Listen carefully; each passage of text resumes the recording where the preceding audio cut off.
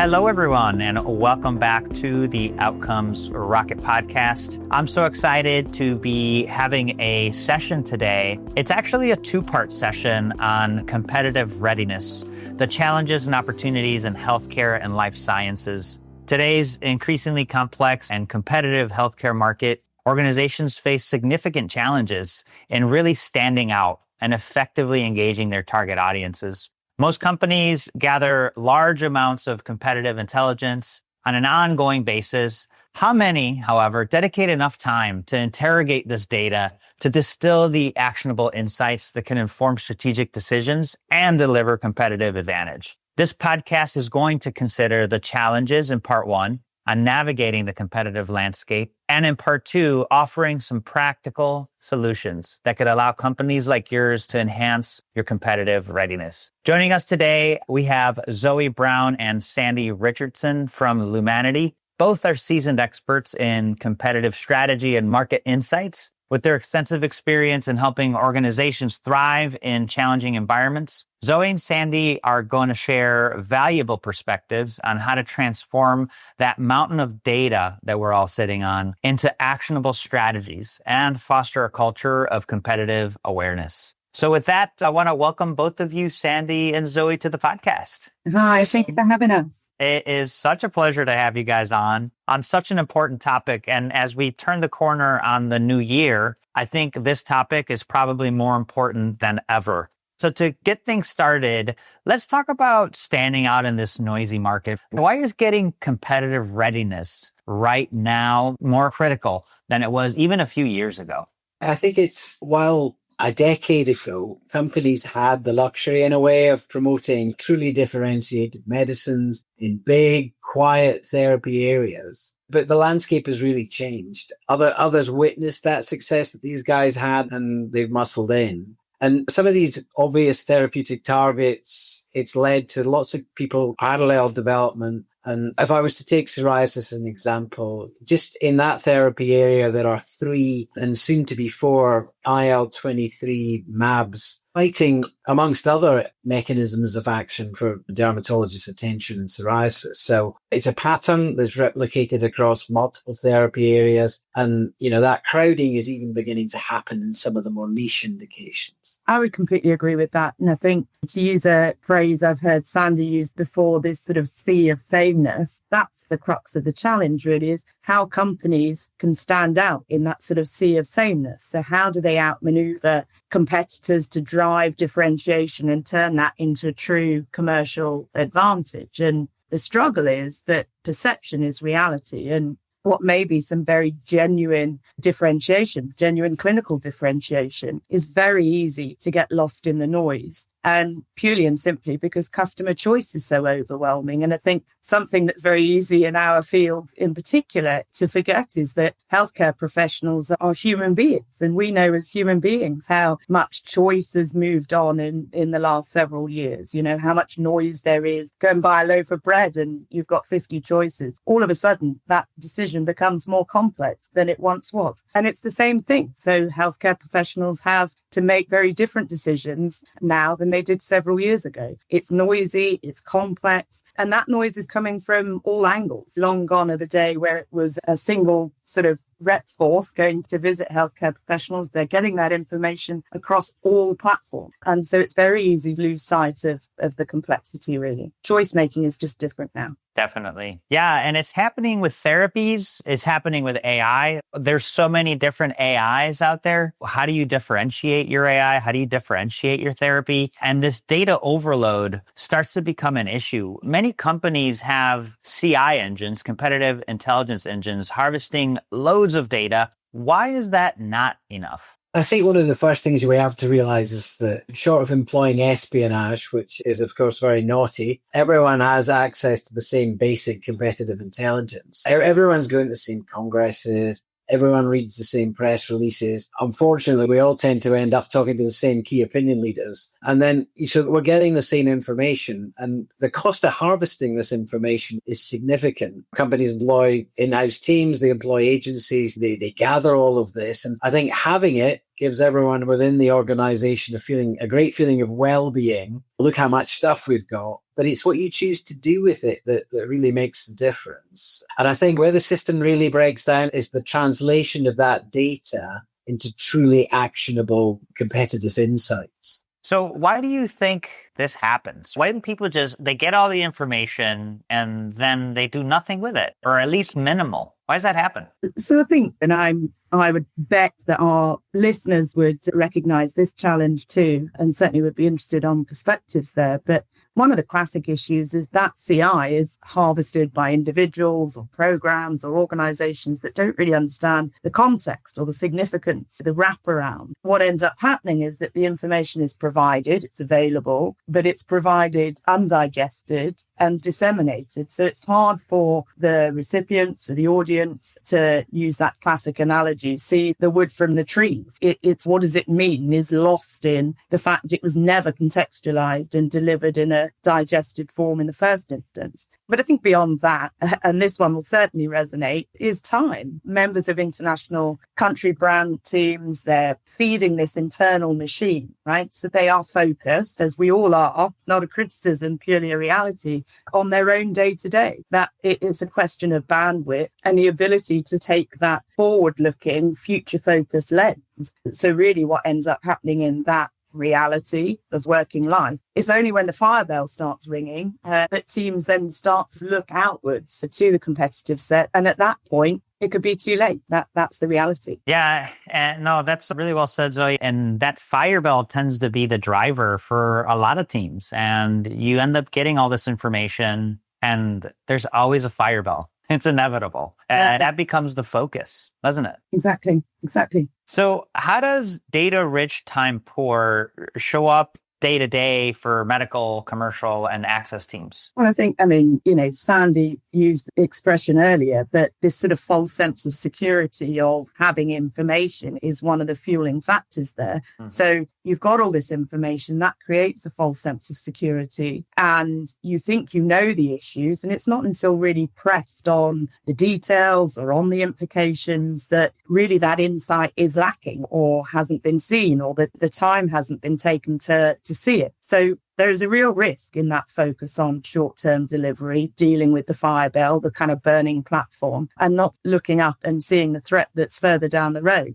It's a famous kind of adage, isn't it, that there's a big difference between having information and having knowledge. You can be drowning in information and still thirsty for knowledge. The two are very different things. So it requires a process of spotlighting, prioritizing that, embedding it as well in organizations. As part of your introduction, you talked about the sort of organizational behavior and how we deal with this. And that's a big part of it too. You've got to think about accountability. You've got to think about ownership. So even if you're aware of that threat, even if you've taken those steps and you're then really aware of the threat, that isn't going to be sufficient, because you have to think about who's owning that. What are the implications of it? What does it mean for me in my day-to-day? What do I do now to be able to prepare for the future? So that's where you start getting into this action piece, right? Information isn't enough in isolation. You need that to have implication. You need the threat to be understood, but then you need action. And that's where it can fall down. So there are a lot of leakage points where these things can become somewhat vulnerable. Yeah, for sure. And there's the things that pop up that are potentially existential that need to be addressed right away. Then there's the things that you see that are going to happen down the horizon. That's where strategic planning comes in. Can strategic planning models and timelines exacerbate some of these problems at times? I will be very interested to hear Sandy's view on this, but just in a word, yes, absolutely. And we come across those all the time. Of course we do. And it's often the case that actually they're really just failing to add enough emphasis in that process on the external perspective and on competitive readiness to inform an otherwise internal strategy. But Sandy, I don't know what your views are. Yeah, I agree with that completely. I think a lot of brand planning is process driven. It comes back to that feeding the machine, I think, word that you used earlier, Zoe. They're almost developed in isolation. Within the processes, there is an element of external view, but it tends to be focused on market dynamics, who's going up, who's going down, who's getting more market share. So it's quantitative, not qualitative. It's looking at what's happening, sometimes not asking why it's happening, and understanding what are the competitive actions that are driving some of these trends, that are driving customer beliefs, and are likely potentially to drive future trends. I think one of the other issues is that brand planning cycles can be relatively short. Most brand teams are looking at a 12 to 18 month window. And even if they're looking at the competitive environment, that's the kind of horizon that they're studying. And if there's something that's lurking beyond that, then sometimes it gets missed until it becomes, to use your word, becomes an existential threat. And we've seen that in a number of cases recently. And, some of the responses to these competitive threats require the generation of data and clinical data. And that's a 3, potentially 4-year window to develop that. So if you're not seeing a threat until it's 18 months away, are you going to be able to respond effectively when that threat comes? And therefore, because of this internal focus, because of this timeline, plans are almost developed in a world of perfect isolation where the customer will only ever hear your view, will hear your reps, will hear your messages, and won't be subject to these kind of competitive actions of other companies. And that can result in almost the plan existing in some kind of fool's paradise. I think that's spot on. And I will hark back to the human factor again. I think there's a lot of traditional thinking that can get in the way of the context in which we're operating in now as having been different to what it was a few years ago. And that's where the reliance on clinical data as the differentiation can overshadow other areas that are really driving the dialogue and having significant impact. And that's not to say don't take the point as I don't intend it. Clinical data difference is key. Of course it is. That's the field we're operating in. But it's just to say that it is now one of a number of parameters that we need to think about. And the challenge becomes that you may have thinking within the brand team that really gets that, right? That gets the point of simplicity of messaging being key, that they aren't the individuals or the teams that are ultimately going to be then having that dialogue externally. It comes back to that being organizationally the mindset, the frame of mind, and how those functions work together to really pull that through. Because whatever is your competitive readiness strategy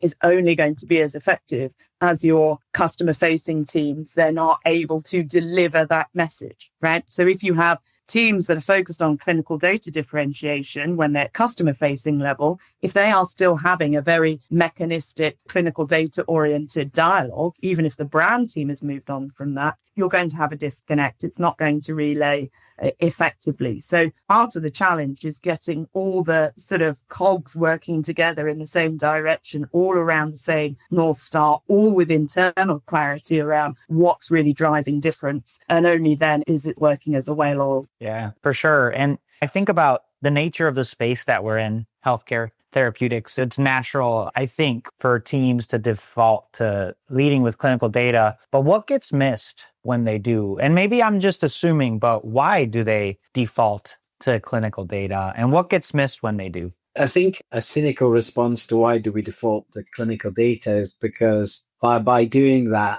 we get stuff signed off through medical legal systems much more smoothly. I think there's a lot more effort when you start to look at developing more emotional messaging. It starts to get a bit more gray area. It starts to get a bit more interpretive. If I stick to data, I'll get it signed through. But I think the key question is that really going to resonate in a competitive environment? I think, and this is going to sound ever so flippant, where companies can get stuck is in a particular patient population, in a segment, they get into this sort of endpoints battle of my drug gets 64% of patients to phase 3 endpoint X. Oh, but mine get 67% of them there. And the reality is, do HCPs really care?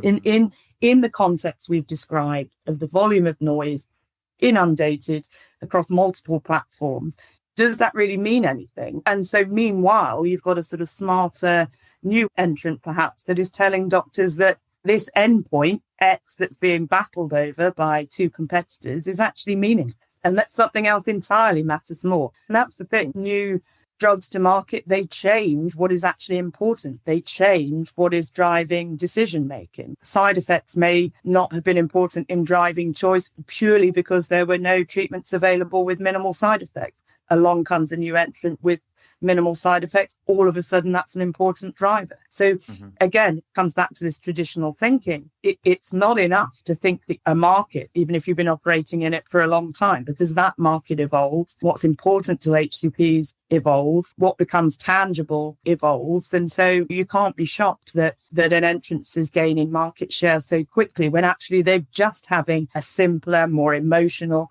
or simply different dialogue to customers than you are. By failing to look beyond those kind of clinical comparisons, and as arguably impressive as that data may be, they may just be selling yesterday's news. Just to add a specific example of that, just recently, I think we were looking at a competitor. We got a bit of a timeline on this one because we looked at this competitor about a year or so ago, and we've come back to look at the competitor again. And a year or so ago, the competitor was almost being dismissed because their headline data number was a few percentage points adrift of some of the other competitors. But when you look at how creative that competitor has chosen to be with their messaging, and they've converted almost a weakness into an advantage, they're now in a very strong competitive position, having been written off previously because they were 2% adrift of somebody else. And some of this is about understanding the personalities of companies as well, because we know that there are companies out there who go to market in a very different way to others. And if you can understand what you're up against in terms of the personality of another company, that's pretty critical information as well. Yeah, I think Sandy's cited an example there, but it doesn't exist in isolation. That's the reality. That type of contrast is very real. And equally recently supporting a company who multiple times dismissed a competitor, and it's not until it was really very visibly in everyone's face, causing problems, that people responded. So there are examples aplenty there, and they're increasingly common. So it's obviously something we do is to think about analogous situations, think about examples, but it's not limited to an organization or a therapy area. This is something that's increasingly common as a challenge. Yeah, for sure. Great examples, guys. And yeah, you just never know where competitors will go. So what makes it so hard for organizations to look beyond their four walls with consistency? I think we've covered a few of these points already, but I think it boils down to a few key things. It comes back to that having lots of data, lots of information, lots of competitive intelligence, but not having the time or the bandwidth or the capability to turn that into actionable insights. And the second thing is, it's been mentioned again, was time. Is companies not protecting enough time to allow their brand teams to do this, to look externally, to look at competitors, to look beyond with some of the phrases we've used, feeding the machine, fighting the fires. Because most teams, I think, when we work with them, really enjoy the process, really value the process of having protected time to do this. And I think we see a lot of eureka moments when we do these exercises. And if we've structured it so that we look at threats on day one and solutions on day two, we can exit day one with a team looking pretty concerned. We'll have done our job properly if that has happened, because they've realized that there's some stuff they have to think about. But I would echo that. I think it can be a real revelation to teams. And I'm sure people listening will be able to bring into their own mind instances where they've seen their own teams go through this. Teams that know the landscape, know their customers, know their assets, suddenly sort of questioning the impact, questioning the threats, questioning what it means for them in their functional role can be a huge eye-opener to do those sorts of processes and take those types of steps. And I think the other thing is, and I would say this, of course, but honestly, I think it makes the world of difference, is you often really need that external partner who knows your organization or is immersed in the challenge and has a sort of valid opinion to offer, to act as that sort of challenger friend, right? Who's prepared to rock the boat on some of the traditional thinking, who's prepared to say, but what if, and stretch some of the comfort of that organization and that team to see it differently. And those types of dialogues, so when you're bringing someone else in to look in your organization through a different lens and bring their own experiences, that really starts to push the needle, I think, in my opinion. So well said, guys. And yes, even from the examples outside of our field, when you look at professional sports or racing, car racing, the best rely on teams and coaches to get to the next level. And there's something about just having that external insight that gets the group out of their groupthink to take it to the next level. I don't know about you guys, but after today, I'm feeling a little antsy about the challenges out there. And the good news is that there's an opportunity to dig into the solutions. So today was really an opportunity to work with Zoe and Sandy to really understand the challenge. And they've done a brilliant job of sharing what that challenge is with all of us. What we'll get on part 2 is some of the solutions. So I'm excited to dig into part 2 very soon. But as far as concluding thoughts on today's episode, Sandy, Zoe, what would you leave us with?